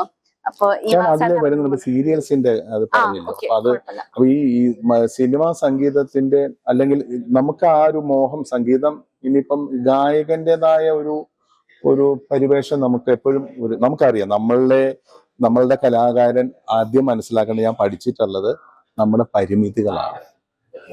ഏതൊരു ആർട്ടിസ്റ്റും ആരാണല്ലോ, ഏത് ജീവിതമാണല്ലോ, അത് സയന്റിസ്റ്റ് ആണെങ്കിലും രാഷ്ട്രീയക്കാരനാണേലും കലാകാരനാണേലും ഏത് ഫീൽഡിലുള്ളവരും സ്വന്തം പരിമിതിയെ കുറിച്ച് ബോധവാന്മാരാണ്. സ്വന്തം പരിമിതി എനിക്ക് അറിയാമായിരുന്നു. അപ്പം കുറെ കഴിയുമ്പോൾ നമുക്ക് തന്നെ മനസ്സിലായി ഗായകന്റെ ഒരു വലിയൊരു രീതിയിലുള്ള ഒരു സഞ്ചാരം ഒന്നും, അത് പല കാരണങ്ങളുണ്ട് അതിന്. അങ്ങനെയാണ് സിനിമ, അങ്ങനെയാണ്, നമ്മൾ വിചാരിക്കുന്ന പോലെ അല്ല. ഓക്കെ, അനുഭവങ്ങൾ അങ്ങനെയാണ്. പക്ഷെ പിന്നെ നമുക്ക് എന്നാ സംഗീത സംവിധാനം ഒക്കെ ചെയ്യാം. അങ്ങനെ വന്നപ്പോഴാണ് ഞാൻ സീരിയൽസിലേക്ക് വരുന്നതിന് ആദ്യമായിട്ട് ഞാൻ 2004 ഒരു ആൽബം ചെയ്തു. അതായിരുന്നു എന്റെ സംഗീത സംവിധാനം എന്ന് പറഞ്ഞുള്ള തുടക്കം. അത് മഴയാണ്. ഇപ്പൊ മഴയെ കുറിച്ച് ഇപ്പൊ ആലി നമ്മൾ പറയുമ്പോൾ മഴയാണ്. എന്റെ ആദ്യത്തെ സംഗീത സംവിധായകൻ എന്നുള്ള രീതിയിലുള്ള ആദ്യത്തെ വർക്ക് എന്ന് പറയുന്നത് മഴയെ കുറിച്ചുള്ള ഒരു പാട്ടാണ്. അതെന്റെ ക്യാമറ ചെയ്ത മധുവേട്ടനാണ് അതിന്റെ ക്യാമറ ചെയ്തത്. അന്നെന്ന് പറഞ്ഞാൽ ഇന്നത്തെ പോലെയുള്ള ക്യാമറ അങ്ങനത്തെ ഒന്നും ഇല്ല. നമ്മുടെ പരിമിതമായ സൗകര്യങ്ങൾക്കകത്ത് നിന്നുകൊണ്ട് ചെയ്ത ഒരു വർക്കായിരുന്നു അത് അന്ന് വളരെയധികം ശ്രദ്ധിക്കപ്പെട്ടു. അത് ഇന്നും യൂട്യൂബിലൊക്കെ ഉണ്ട്. അത് ആരെയോ കാത്ത് എന്നാണ് ആൽബത്തിന്റെ പേര്. അതില് കിളിമാനൂർ കൊട്ടാരത്തിൽ തന്നെയാണ് അത് ഷൂട്ട് ചെയ്തത്. ഒരു തുലാവർഷ മഴ മുഴുവനും അതിനകത്തുണ്ട്. അതിനകത്ത് ഞാൻ തന്നെയാണ് അഭിനയിച്ച ഒരു നായികയുണ്ട്. എന്റെ സംഗീതം, എന്റെ ആലാപനം. അതിന്റെ റെക്കോർഡിംഗ് ഒക്കെ കൊച്ചിയിലായിരുന്നു. ഞാനിപ്പോ ഇവിടെ നമ്മൾ കൊച്ചിയിൽ ഇരിക്കുമ്പോൾ ഞാനത് ഓർത്തു പോവാണ്. നമ്മുടെ കാക്കനാടുള്ള മെട്രോ സ്റ്റുഡിയോയില്, മെട്രോ പണ്ടത്തെ തദേവൂസ് ആയിരുന്നു അവിടുത്തെ അന്നത്തെ സൗണ്ട് എഞ്ചിനീയർ ഒക്കെ. അദ്ദേഹമൊക്കെ ഇപ്പൊ എവിടെയാണെന്ന് എനിക്ക് അറിയില്ല. അപ്പം കൊച്ചി എനിക്ക് എല്ലാവരും വളരെ പ്രിയപ്പെട്ട. പണ്ട് നിറയെ ട്രാക്ക് ഉണ്ണിമേനോൻ ചേട്ടന് വേണ്ടിയിട്ടൊക്കെ ഒരുപാട് ട്രാക്സ് ഇവിടെ ആലാപിലൊക്കെ പാടിയിട്ടുണ്ട്. അപ്പൊ അവിടുത്തെ ലാല് പിന്നെ പഴയ MG അനിൽ ഇങ്ങനെയൊക്കെ പറഞ്ഞ പണ്ടത്തെ ചില സുഹൃത്ത് ബന്ധങ്ങൾ ഉണ്ടായിരുന്നു. ഇപ്പൊ പലരെയും കണ്ടിട്ട് ഒരുപാട് നാളായി. ഈ സോങ് ഇവിടുത്തെ സ്റ്റുഡിയോയിലാണ് റെക്കോർഡ് ചെയ്തത്. അപ്പൊ ഇവിടെ ഇരുന്ന് സംസാരിക്കുമ്പോൾ അതിനെ കുറിച്ച് മാത്രമല്ല പുറത്തും മഴയാണ്. അപ്പൊ മഴക്കാലത്ത് ഇരുന്നിട്ടാണ് നമ്മൾ ഈ മഴയെ കുറിച്ച് പറഞ്ഞത്. അപ്പൊ ആ പാട്ട് അതിന്റെ വരികള് ഞാൻ നോക്കട്ടെ. അത് എന്റെ ഹൃദയത്തിൽ ഞാൻ ഇപ്പോഴും സൂക്ഷിക്കുന്ന സോങ് ആണ്. ഒരു പക്ഷെ കേട്ടിട്ടുണ്ടോ എന്ന് എനിക്കറിയില്ല. മനം നിറയുമേ ലയം തണുവിരലിനാൽ തൊടും മഴമുകിലുതിരുമരികിലേ സുഖം അലിയുമീ മൊഴി അഴകുമായി പൊഴിയുമീ മഴയരികിലോ ഞൊറികളിളക്കി ഉയരെ ഉയരെ തുളികളഴകൊടു വരിഷ സുഖ നടലാസ്യമായി ദൂം തിരനദനദീം തിരന ധിരനാ. ഇങ്ങനെയാണ് ആ പാട്ട് തുടങ്ങുന്നത്. മഴ തന്നെ ഒരു നൃത്തം ചെയ്യുന്ന ഒരു പെൺകുട്ടിയായി നമ്മുടെ മുമ്പിൽ വന്നിട്ട് വാനിഷ് ചെയ്ത് പോകുന്ന ഒരു, എന്റെ ബ്രദറിൻലോ മനോജ് വർമ്മയാണ് അത് എഴുതിയത്. ഞങ്ങളുടെ ഒരു ചെറിയ കൂട്ടായ്മയായിരുന്നു. മധുവേട്ടനെ പോലൊരു വലിയൊരു കലാകാരൻ ക്യാമറമാൻ വന്ന് ഞങ്ങൾക്ക് വേണ്ടി ചെയ്തു തന്നത്, ക്യാമറ ചെയ്തത് വലിയ സന്തോഷം. എന്റെ ഫ്രണ്ട് പത്മനാഭൻ തമ്പി ആയിരുന്നു അതിന്റെ. പിന്നെ അതിന്റെ ഞങ്ങളുടെ വലിയൊരു കൂട്ടായ്മ ഉണ്ടായിരുന്നത്. അതായിരുന്നു എന്റെ ആദ്യത്തെ ആൽബം. അങ്ങനെയാണ് നമ്മള് സംഗീത ജീവിതത്തിലേക്ക്, അത് സീരിയലിലെ ആൽബം, പിന്നെയാണ് സീരിയലിലേക്ക് വരുന്നത്. സീരിയൽ എന്റെ ആദ്യത്തെ വർക്ക് ശ്രീഭൂമി സുനിത സാറിന് വേണ്ടിയിട്ട് നിർമാല്യം എന്ന് പറഞ്ഞ GR കൃഷ്ണ സംവിധാനം ചെയ്ത നിർമാല്യം എന്ന് പറഞ്ഞ സീരിയലായിരുന്നു. അത് ഏഷ്യാനെറ്റിന് വേണ്ടിയിട്ടായിരുന്നു. അതില് രമേശൻ നായർ സാറിന്റെ വരികൾ അന്ന് ആദ്യമായിട്ട്, അതൊരു ഭാഗ്യമാണ്. രമേശൻ നായർ സാറിന്റെ വരികൾക്ക് തന്നെ സീരിയലിന്റെ തുടക്കം. അത് പാടിയിരിക്കുന്ന സിംഗർ സരിത രാജീവാണ്. അതില് ആ വരികൾ എനിക്ക് അറിയില്ല, പക്ഷെ ഈണം തുടക്കം എന്തോ അറിയാം. മുറ്റം നിറയെ മുറ്റം നിറയെ മുത്തു പൊഴിക്കണമുല്ല ഈ മുത്തശ്ശി മുല്ലയും അവൾ പെറ്റ മക്കളും ഒത്തൊരുമിക്കുന്ന വീട് ഈ വീട്. അങ്ങനത്തെ ഒരു വീടിനെ കുറിച്ചിട്ടുള്ള ഒരു ഫാമിലി സബ്ജക്റ്റ് ആയിരുന്നു. അപ്പൊ അത് ആണ് തുടങ്ങിയത്. പിന്നെ ഇഷ്ടം പോലെ വിശുദ്ധ തോമാസ് ലീഹ, സൂര്യകാലടി, സ്മാരകങ്ങളിലൂടെ ഒരുപാട് സീരിയൽസ്, പേര് ഓർമ്മ വരുന്നില്ല. പറയിപ്പറ്റ പന്തിരുക്കൾ, അത് വളരെ ഓർക്കേണ്ട ഒരു ഇതാണ്. അതിൽ എനിക്ക് ഈ ആദ്യമായിട്ട് അവാർഡ് കിട്ടുന്ന അതിലാണ്. Lions international awards four best music director TV ഇതിലുള്ളത് അല്ലെ, ചിത്ര ചേച്ചിയാണ് പാടിയത്. അതിന്റെ വരികളും S രമേശൻ നായർ സാറ് തന്നെയായിരുന്നു അതിന്റെ വരികൾ. എന്നിട്ട് അത് ചിത്രചേച്ചിയുടെ അവിടെ ചെന്നൈയിലുള്ള സ്റ്റുഡിയോയിൽ പോയിട്ടാണ്. അന്ന് ചിത്രചേച്ചിയുടെ വർഷവല്ലരി അല്ല, വർഷവല്ലരി അല്ല, ക്ഷമിക്കണേ, ചിത്രചേച്ചിയുടെ സ്റ്റുഡിയോ ഉണ്ട്. അന്ന് ആ സ്റ്റുഡിയോ എൻഗേജ്ഡ് ആയിരുന്നു. അതുകൊണ്ട് ചിത്രചേച്ചി വന്ന് പാടിയത് SA രാജ്കുമാർ സാറിന്റെ സ്റ്റുഡിയോയിലാണ്. Telugu music director SA Rajkumar sir നടത്തുന്ന സ്റ്റുഡിയോയില് ഉച്ചയ്ക്ക് ശേഷം ഒരു തെലുങ്ക് പാട്ടോ മറ്റോ പാടിയതിന് ശേഷമാണ് ചിത്രചേച്ചി ഇത് പാടി തന്നത്. എനിക്ക് ഓർമ്മയുണ്ട്. അത് വലിയൊരു അനുഭവമായിരുന്നു. അത് അതിന്റെ വരികള് കൺമണിയെ കൺകുളിരേ നീ വളര അമ്മതൻ സ്നേഹം കടലാണ് താരാട്ട് തരരാര താരരാര താരരേ തരരാര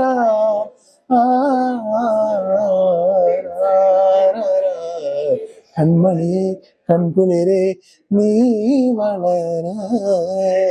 ഇങ്ങനെ എന്താണ് അതിന്റെ പാട്ടിന്റെ വരികൾ രമേശൻ നായർ സാർ. ചിത്രേച്ചി അത് ഗംഭീരമായിട്ട് പാടി തന്നു. അത് വലിയൊരു ഭാഗ്യമാണ്. പിന്നെ പിന്നീട് ഇങ്ങോട്ട് ചിത്രേച്ചി മാത്രമല്ല, സുജാ ചേച്ചി പാടിയിട്ടുണ്ട്. Christian devotionals, Biju Narayanan, Madhu Balakrishnan, G Venugopal, വേണിച്ചേട്ടൻ, നിറയെ പേര്, വിനോദ് കോവൂര്, നടൻ വിനോദ് കോവൂര് അടക്കം ഒരുപാട് പേര് പാടിയിട്ടുണ്ട്. ഇതിനിടയ്ക്ക് ചിലതിലൊക്കെ ഞാനും പാടിയിട്ടുണ്ട്, അത്രയേ ഉള്ളൂ. വിജയ് യേശുദാസ് പാടിയിട്ടുണ്ട്. പിന്നെ സിനിമ ദാസേട്ടൻ പാടിയിട്ടുണ്ട്. എന്റെ ഏറ്റവും വലിയ വേദന അതാണ്. അയ്യോ, അത് പറഞ്ഞില്ലെങ്കിൽ എങ്ങനെയാ അത് ഇന്ന് ഞാൻ നിധി പോലെ സൂക്ഷിച്ചു വെച്ചിരിക്കുകയാണ് ആ പാട്ട്. സങ്കടം തീരുന്നില്ല, ഇപ്പോഴും തീരുന്നില്ല സങ്കടം. ഇനി ദാസേട്ടനെ പഠിപ്പിക്കാൻ പറ്റുമോ? അല്ലെങ്കിൽ ദാസേട്ടന്റെ ഒരു പാട്ടെന്നൊക്കെ പറയുന്നത് അല്ലേ, അദ്ദേഹം നമുക്ക് പാടി തരിക ചെയ്യുന്നത്. നമ്മൾ പാടിപ്പിക്കേണ്ട ആവശ്യമില്ല. നമ്മൾ പാടി അങ്ങോട്ട് കൊടുത്താൽ നല്ല നമ്മുടെ ട്രാക്ക് കേട്ടാൽ അദ്ദേഹം അങ്ങോട്ട് പാടി തരും. അത് അങ്ങനെ അങ്ങനെ ഒരു ഭാഗ്യം കിട്ടിയെങ്കിൽ ആ പടം ഇറങ്ങിയില്ല. അത് വലിയൊരു സങ്കടമായി. ചെന്നൈയിൽ വെച്ചിട്ട് റെക്കോർഡ് ചെയ്ത മൂവിയായിരുന്നു. എന്റെ ആദ്യത്തെ സിനിമ ശരിക്കും പറയാൻ ഇറങ്ങേണ്ടിയിരുന്നത് അതായിരുന്നു. ഈ നിഹാരികയ്ക്ക് മുമ്പ് തന്നെ അത് ഇറങ്ങേണ്ടതായിരുന്നു. പക്ഷേ അൺഫോർച്ചുനേറ്റ് എന്ന് പറഞ്ഞാൽ മതി. പാട്ടും പാട്ട് റിലീസായില്ല. ഇന്നും ഞാനൊന്ന് ഇതുപോലെ സൂക്ഷിച്ചു.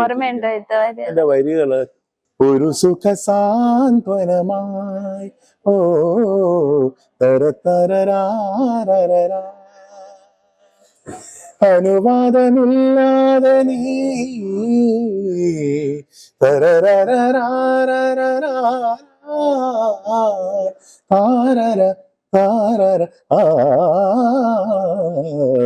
ഒരു സുഖധാര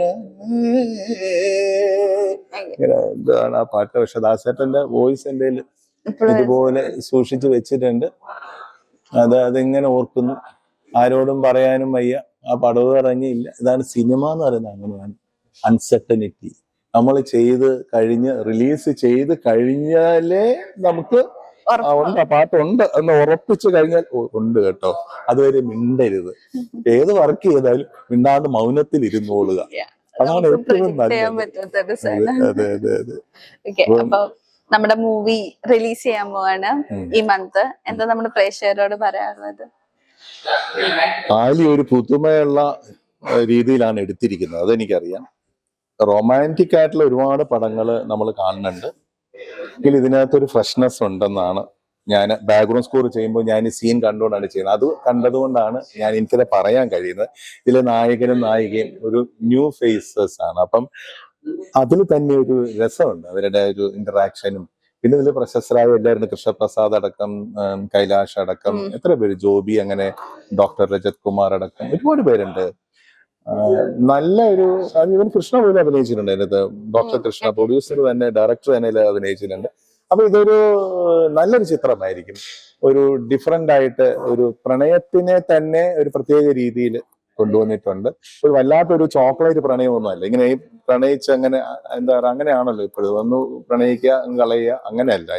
ഇന്നത്തെ ഒരു പ്രണയത്തിന്റെ ഒരു സീരിയസ്നെസ് ഉണ്ട്. എന്നാൽ ഒരുപാട് സംഭവം വെച്ചാൽ നമുക്ക് ഒരുപാട് സസ്പെൻസ് ആയിരുന്നാലും ഒരുപാട് മുഹൂർത്തങ്ങളുണ്ട്. നല്ല കോമഡി ഉണ്ട്, ഒക്കെ ഉണ്ട്. പിന്നെ ഇതിലെ പാട്ട് ചെയ്യാൻ കഴിഞ്ഞത് ഈ 2 പാട്ടുകളും അത് വളരെ നല്ല രീതിയിൽ എനിക്ക് കൃഷ്ണയ്ക്കും എല്ലാവർക്കും ഇഷ്ടമായി. അതാണല്ലോ നമ്മുടെ സന്തോഷം. നമ്മൾ ചെയ്തു, അത് ഇഷ്ടപ്പെടണമെന്നില്ല. ഇഷ്ടപ്പെട്ടപ്പോ സന്തോഷം. കൃഷ്ണ തന്നെ അതിന്റെ വരികൾ എഴുതിയിരിക്കുന്നത്, ഡയറക്ടർ തന്നെയാണ് അതിന്റെ വരികൾ എഴുതിയിരിക്കുന്നത്. അപ്പൊ അതുകൊണ്ട് അതിന്റെ പാട്ടുകൾ നമുക്ക് നോക്കാം. ആലി എന്നുള്ളതാണ് ഒരു പാട്ട് ആലിയാണ്. തുടങ്ങുന്നത് തന്നെ ആലി എന്ന് പറഞ്ഞിട്ട്. ആലി ആലി മുത്തം മുത്തി അലകം അളകം കാറ്റിൽ തെന്നി പാറും അഴകും അഴയാതെ കൈകൾ നെഞ്ചം തൊടും ആലഭ്യമെന്നിൽ അഴലേകിയാലും കാതൽ കാതൽ കാതൽ ആലി ആലി മുത്തം മുത്തി അലകം. പാട്ടിന്റെ പല്ലവി. ഓക്കെ, തമിഴ് വരികളുണ്ട്. കാതല് വരുന്നുണ്ട്. പിന്നെ അടുത്തതിൽ വരുന്നുണ്ട് തൊട്ടാൽ വാടും പൂവിത് കണ്ടാൽ ആമ്പൽ പൂവിത്. ഇങ്ങനെ എല്ലാത്തിലും ആ തമിഴിന്റെ മലരായ കൈകളിൽ വീണത്, തുയിറൽ വാന വില്ലിത്, അങ്ങനെ പല ഇതും വരുന്നുണ്ട്. വേറൊരു ഡ്യുവറ്റ് സോങ് ആണ്. അത് ഇങ്ങനെ വരും. നിൻ അരികിൽ ഞാനെത്താം കിനാവിൽ കണ്ട പോലെ, നിൻ മിഴിയിൽ ഞാൻ മഴയായി നെഞ്ചോട് சொல்லாതെ പോയോ, നിമിഷമേ വേഗം കടന്നു പോ, ദിനമേ വേഗം മറഞ്ഞു പോ, എൻ ജീവനേ നീ എൻ ശ്വാസമേ, നിൻ അരികിൽ ഞാനെത്താം കിനാവിൽ കണ്ട പോലെ, നിൻ മിഴിയിൽ ഞാൻ മഴയായി നെഞ്ചോട് சொல்லாതെ പോ. ഈ 2 പാട്ടുകളാണ് ഞാൻ എനിക്ക് ചെയ്തത്. ഒരാഗ്രഹം കൂടി ഉണ്ട്. Okay. നമ്മള് ആലീത്തെ പാട്ട് കേട്ടു. എനിക്ക് ആലീത്തെ എല്ലാത്ത ഒരു പാട്ട് കേൾക്കണം എന്നുണ്ട്. അത് ഞാൻ റിക്വസ്റ്റ് ആയിട്ട് പറയുവാണ്. ഇപ്പൊ സാറ് നമ്മുടെ ദാസേട്ടനെ പറ്റി പറഞ്ഞുകൊണ്ട് എനിക്ക് സാറിന്റെ വോയിസില് നമ്മുടെ അയ്യപ്പന്റെ പാട്ടില് ഹരിവരാസൻ അത് കേൾക്കണം എന്നൊരു ആഗ്രഹമുണ്ട്. കാരണം സാറിന്റെ ഇങ്ങനെ വോയിസ് ഭയങ്കര മാജിക്കലാണ്. അപ്പൊ ആ ഒരു സോങ് കേൾക്കണത് എനിക്കൊരു ആഗ്രഹം. ഒരു 4 വരി. ഹരിവരാസനം അതങ്ങനെ തോന്നാൻ കാര്യം സാറിപ്പോ കൊറേ ദാസേട്ടനെ പറ്റി സംസാരിച്ചു. അപ്പൊ പിന്നെ നമ്മുടെ ശബരിമലേനെ പറ്റി സംസാരിക്കും. അപ്പൊ എനിക്ക് സാറിന്റെ ആ ഒരു വോയിസിൽ ആ ഒരു പാട്ടൊക്കെ ഒരു ആഗ്രഹം. ദാസന്റെ എല്ലാ പാട്ടും നമുക്ക് ഇഷ്ടമാണ്. ചിലതൊന്നും പാടാനില്ല. അതാണ് ഞാൻ പറഞ്ഞത്, നമ്മുടെ പരിമിതി. നമ്മള് ഗായകനായിട്ടും സംഗീത സംവിധാനമായിട്ടും ഒക്കെ നമുക്ക് പരിമിതികളുണ്ട്. ഈ പരിമിതികൾ നമ്മുടെ സ്വയം പരിമിതികളെ കുറിച്ച് മനസ്സിലാക്കി കഴിഞ്ഞാൽ ചില ഏരിയാസിൽ നമ്മൾക്ക് വെറുതെ കേട്ടോണ്ടിരുന്നാൽ മാത്രം മതി. ചില പാട്ടുകൾ ദാസന്റെ ഒരുപാട് പാട്ടുകൾ നമ്മൾ കേട്ടോണ്ടിരിക്കാനേ പറ്റുള്ളൂ. നമുക്കൊന്നും മൂളാൻ പോലും പറ്റില്ല. അങ്ങനെയുണ്ട്. അങ്ങനെ ഒരു പാട്ടാണ് ഇത്.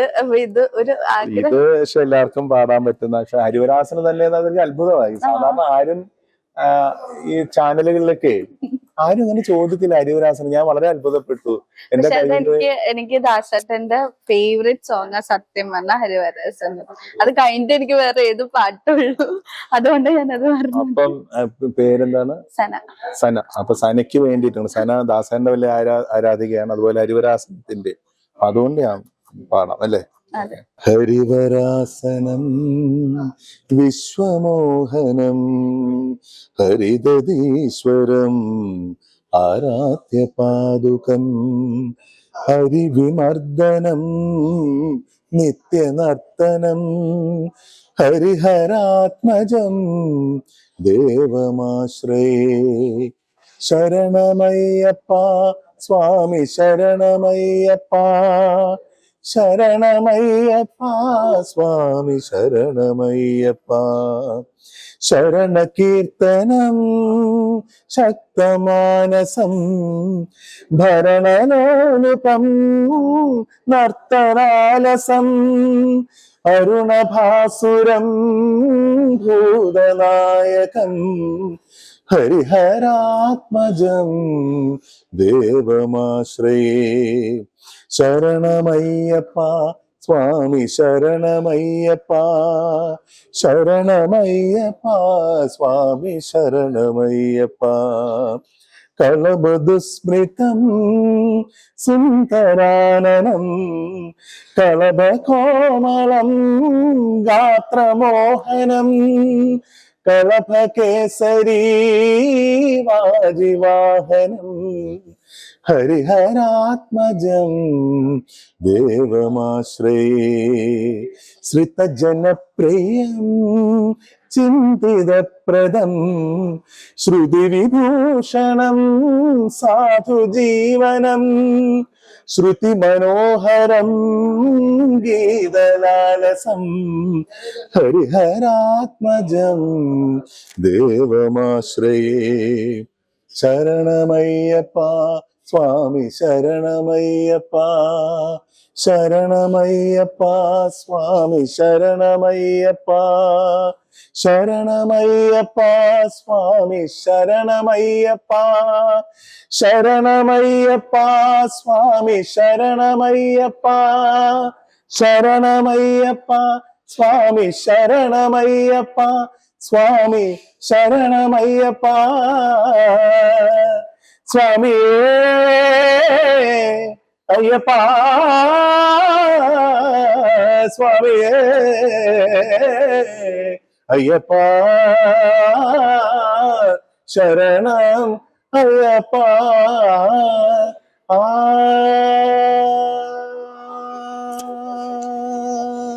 Thank you so much. അവസാനം ഞാൻ കുറച്ചൊരു എലാബറേഷൻ രാഗത്തിന്റെ മധ്യമാതി എന്ന് പറയുന്ന ഭക്തിയുടെ രാഗം ഉണ്ടല്ലോ, അതൊന്നു വെറുതെ അങ്ങനെ പാടിയെന്ന് മാത്രം. ദാസേട്ടൻ അങ്ങനെ പാടിയിട്ടില്ല കേട്ടോ, അത് തെറ്റായിട്ട് എടുക്കരുത്. ഞാൻ എൻ്റെ ഒരു രാഗത്തിന്റെ ഒരു ഭംഗി കൊണ്ട് ഞാൻ അങ്ങനെ അറിയാതെ അയ്യപ്പാന്ന് വിളിച്ചു പോയതാണ്. അപ്പൊ നമ്മുടെ ഇനിയിപ്പോ ഫ്യൂച്ചർ വർക്ക്സ് എന്തൊക്കെയാണ്? ഫ്യൂച്ചർ വരാനിരിക്കുന്നത് പുതിയ 1-2 സിനിമകൾക്ക് എന്താ പറയാ ചർച്ചകൾ കഴിഞ്ഞിരിക്കുന്നു. ഒരു പടത്തിന്റെ കമ്പോസിങ് തുടങ്ങി, 1-2 പാട്ടുകളായി, അങ്ങനെ അത് പോയിക്കൊണ്ടിരിക്കുന്നു. അതിലും ഒരു അയ്യപ്പനുണ്ട്. അത്ര മാത്രമേ എനിക്ക് അതിനെ കുറിച്ച് ഇപ്പൊ പറയാനുള്ളൂ. അതിലൊരു അയ്യപ്പനുണ്ട്. അതും കഴിഞ്ഞു. അതിന്റെ വർക്ക് നടന്നുകൊണ്ടിരിക്കുന്നു. പിന്നെ ഇപ്പൊ നമ്മുടെ രവിവർമ്മനെ പറ്റിയിട്ട് ലൈക്ക് ആർട്ടിസ്റ്റ് ആയിട്ട് എങ്ങനെയാണ് അതൊരു ഹാൻഡിൽ ചെയ്യുന്നത് സാറ്? രാജാ രവിവർമ്മ വലിയ ചിത്രകാരൻ. അദ്ദേഹം ഒരു സകലകലാ വല്ലഭനാണ്. സംഗീതവും മറ്റ് സോപാന കലകളും ഒക്കെ കുറിച്ച് വളരെ ബോധമുള്ള ഒരാളാണ്. അപ്പൊ അതുകൊണ്ട് തന്നെ രാജാ രവിവർമ്മ സംഗീതത്തിലൂടെ എങ്ങനെ കണക്ട് ചെയ്യാമെന്നുള്ളതിന് അത് എനിക്ക് വലിയൊരു ഇഷ്ടമാണ്. അപ്പൊ അങ്ങനെ ഞാൻ മ്യൂസിക് ആൽബം ചെയ്തിട്ടുണ്ട്. 2025 ഏപ്രിൽ 29 രാജാ രവിവർമ്മയുടെ ജന്മദിനവുമായിട്ട് ബന്ധപ്പെട്ട അന്നത്തെ ദിവസം ഞാനൊരു ആൽബം, ഞങ്ങളൊരു ചെറിയ കൂട്ടം, എന്റെ കസിൻ മായ കെ വർമ്മ, മായയാണ് അതിന്റെ വരികൾ എഴുതിയത്. അതില് ഞാൻ തന്നെ ആ വരികൾ സംഗീതം ചെയ്ത് ആലപിച്ചു. അതില് അഭിനയിച്ചു എന്നുള്ള പ്രത്യേകതയുണ്ട്. പാട്ടുകാരനായിട്ട് മാത്രമല്ല, രാമവർമ്മ എന്ന് പറയുന്ന പിൻതലമുറക്കാരനായ ഗായകൻ അല്ലെങ്കിൽ സംഗീത സംവിധായകൻ എന്നുള്ള രീതിയിൽ ഉള്ള ഷോർട്സ് ഉണ്ട് അതില്. അതോടൊപ്പം രാജാ രവിവർമ്മയായിട്ട് എന്റെ ആ പൂർവ്വ പിതൃവിന്റെ വേഷം അതും കൂടെ എനിക്ക് ചെയ്യാനൊരു ഭാഗ്യം കിട്ടി. പ്രണാമം എന്നാണ് ആ ആൽബത്തിന്റെ പേര്. അത് കണ്ടോളൂ. അതിന്റെ ലിങ്ക് ഞാൻ വേണമെങ്കിൽ അയച്ചു തരാം. പ്രണാമം പ്രണാമം പ്രണാമം.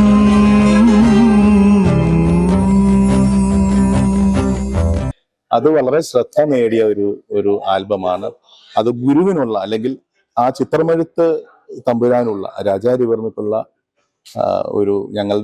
ഞങ്ങളുടെ കൂട്ടായ്മയുടെ ഒരു കോൺട്രിബ്യൂഷൻ, ഒരു ട്രിബ്യൂട്ടാണ്. അത് സംവിധാനം ചെയ്ത് ശ്രീപ്രകാശ്, ആർട്ടിസ്റ്റ് ശ്രീപ്രകാശ്. അത് നന്നായി വരയ്ക്കും. ശ്രീപ്രകാശ് ആൻഡമാനിലെ ഒരു കലാകാരനാണ്. അദ്ദേഹമാണ് അത് സംവിധാനം ചെയ്തത്. അതിന്റെ ക്യാമറ ചെയ്തതിന്റെ പ്രിയ സുഹൃത്ത് ആറ്റിങ്ങൽ അയ്യപ്പനാണ് അതിന്റെ ക്യാമറ ചെയ്തത്. പിന്നെ ഞങ്ങൾ എല്ലാവരും അഭിനയിച്ചിട്ടുണ്ട്. മായ അഭിനയിച്ചിട്ടുണ്ട്. എന്റെ ഫ്രണ്ട് കല്ലറ മുരളി, അങ്ങനെ ഒരുപാട് പേരുണ്ട്. അത് വലിയൊരു കൂട്ടായ്മയാണ്.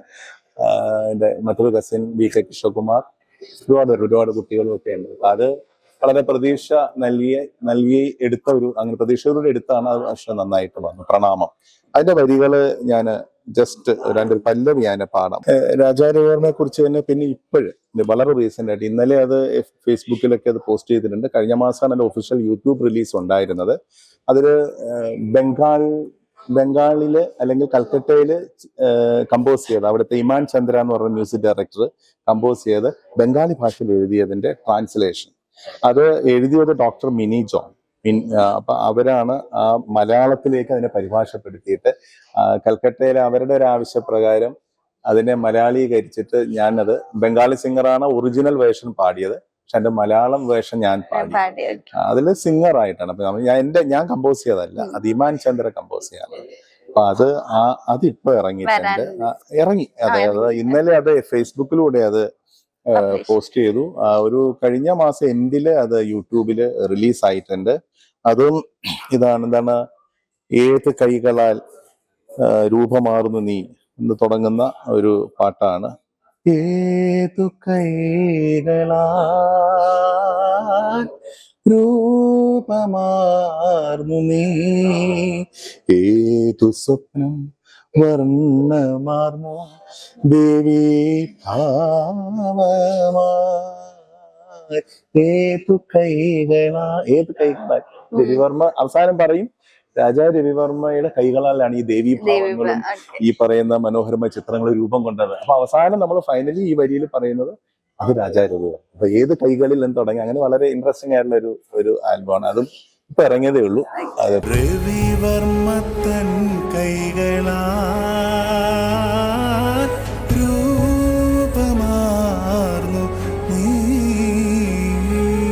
പിന്നെ രാജാ രവിവർമ്മയെ കുറിച്ച് ലൈറ്റ് ആൻഡ് സൗണ്ട് ഷോ മസ്കറ്റില് കഴിഞ്ഞ വർഷം അവസാനം ചെയ്തത് സുനിൽ കൃഷ്ണൻ നായരായിരുന്നു അതിന്റെ ഡയറക്ടർ.